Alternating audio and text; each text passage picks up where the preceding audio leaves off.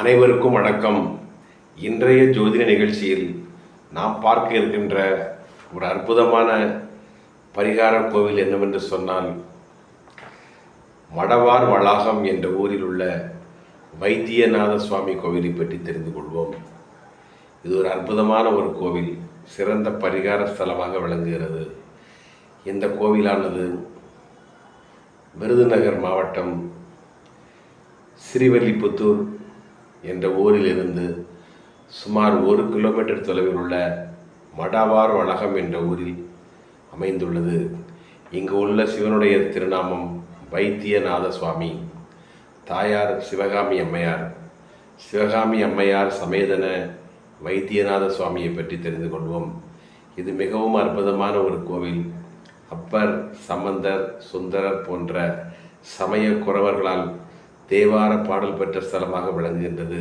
மிகவும் தொன்மையானது, பழமையானது, திராவிட கட்டிடக்கலையை பறைசாற்றுகின்ற ஒரு அற்புதமான கோவிலாக இது விளங்குகிறது.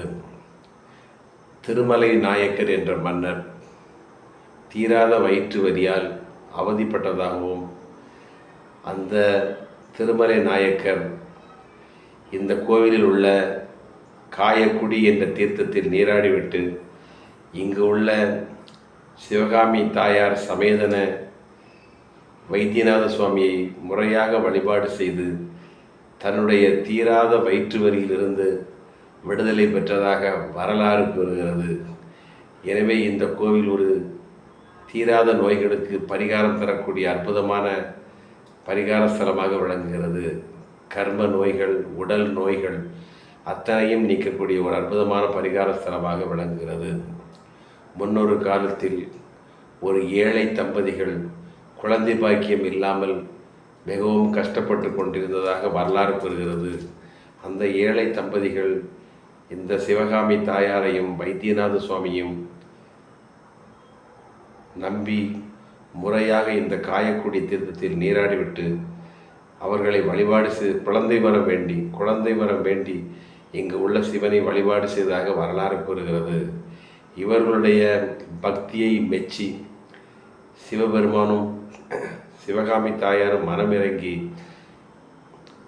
இந்த தம்பதிகளுக்கு ஒரு குழந்தை பாக்கியத்தை கொடுத்ததாக வரலாறு கூறுகிறது. இந்த சிவனை வழிபட்ட பின் இந்த பெண் கற்பம் தரிக்கிறாள். கற்பம் தரித்த அந்த குழந்தையானது நாளொரு மேனியும் பொழுதொரு வண்ணமாக வளர்ந்து கொண்டே வருகிறது. காலப்போக்கில் பிரசவ நாளும் நெருங்கிக் கொண்டே இருக்கிறது. அப்படி நெருங்கி கொண்டிருக்கக்கூடிய வேளையில் அந்த ஏழை தாய், அந்த கற்பமுற்ற அந்த ஏழை பெண் தன் தாய் வீட்டை நோக்கி பிரசவத்திற்கு உதவி வேண்டும் என்று கேட்டு தன் தாய் வீட்டை நோக்கி சென்று கொண்டிருக்கிறாள். ஆனால் தாய் வீடு செல்லும் முன் பிரசவ வலி ஏற்பட்டு விடுகிறது. அந்த பிரசவ வலியால் துடித்த பெண், நமக்கு பிரசவத்திற்கு உதவி செய்ய யாருமே இல்லையே என்று மனமுருகி இத்தல சிவனையும் பார்வதியையும் மனமுருகி வேண்டியதாக வரலாறு கூறுகிறது. அந்த வேளையில் சிவபெருமான் அந்த பெண்ணினுடைய தாய் உருவத்தில் வந்து இந்த பெண்ணுக்கு பிரசவம் பார்த்ததாக வரலாறு கூறுகிறது. அப்படி பிரசவம் பார்க்கும் பொழுது அழகான குழந்தையும் பிறந்தது. உடனே சிவபெருமான் தன் விரலினால் தரையை கீறி ஒரு தீர்த்தத்தை உருவாக்கினார். அந்த தீர்த்தம்தான் காயாக்குடி ஆறு என்று அழைக்கப்படுகிறது. இந்த தீர்த்தத்தில் உள்ள நீரை அந்த பெண்ணுக்கு கொடுத்து, இதுதான் உனக்கு பிரசவ மருந்து, இதை அருந்து என்று கூறிவிட்டு சென்றதாக வரலாறு கூறுகிறது. அந்த நீரை அருந்திவிட்டு அந்த தாய் தலை நிமிர்ந்து பார்க்கும் பொழுது அங்கு யாருமே இல்லை. தூரத்தில் தன்னுடைய உண்மையான தாய் ஓடி வந்து கொண்டிருப்பதைக் கண்டு மனம் வியக்கிறாள். அந்த தாயும், இந்த இடத்தில் யாருமே இல்லையே, எப்படி நம் பெண் சுகப்பிரசவம் அடைந்து ஒரு குழந்தைக்கு தாயாரால் என்று ஆச்சரியப்பட்டிருக்கிறார்.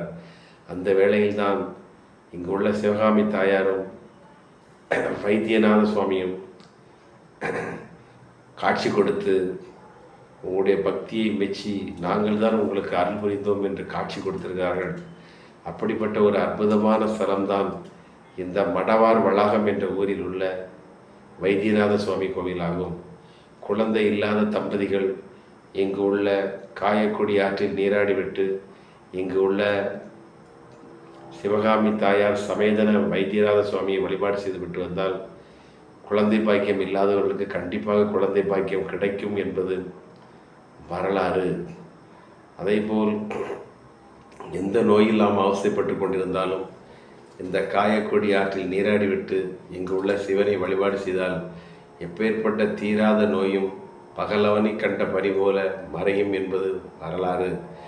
எனவே நாம் அனைவரும் குடும்பத்தோடு ஒருமுறை இந்த ஸ்ரீவில்லிபுத்தூருக்கு அருகே அமைந்துள்ள மடவார் வளாகம் என்ற ஊரில் உள்ள சிவகாமி தாயார் சமேதன வைத்தியநாத சுவாமி கோவில் சென்று வழிபாடு செய்து எல்லா வகை செல்வம் பெற்று நாமும் நம் குழந்தைகளும் வாழையடி வாழையாக வம்சம் தலை துவங்கி எல்லா வகை செல்வம் பெற்று இன்புற்று வாழ வேண்டுமென்று வேண்டி கேட்டுக்கொள்கிறேன். வாழ்க வளமுடன். ஆயுஷ்மான் பவ.